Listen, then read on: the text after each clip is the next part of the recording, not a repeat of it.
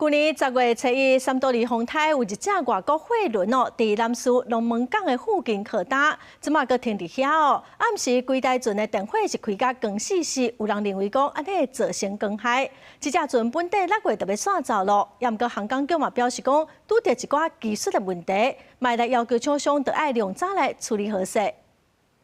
伫南苏的光害较少，这个月县府伫南苏举办上水升空的活动，一声真侪游客来参加，做伙来遮看天星。毋过有游客伫青青草坡啊，向龙门港的方向要翕升空甲银河，却发现地平线的所在真光，是破坏规个风景。那个光害，它大概有，我看应该有5盏灯吧。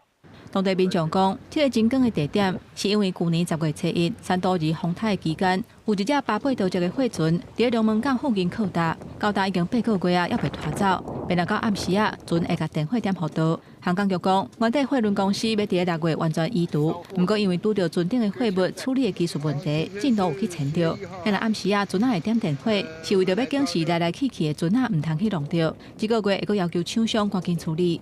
最主要是这个货物呢，它在接触到海水之后，它会有雾化的情形。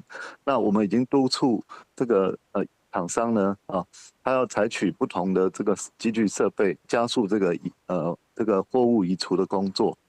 南苏的民众讲，加在这货船靠搭，并无漏油危害生态。不过船顶的电火可能会甲这个海蟹暗时出来活动的生物赶走，呼吁官府嘛爱关心，甲航港局做伙来监督，赶紧甲这只靠搭的货船拖走。记者综合报道。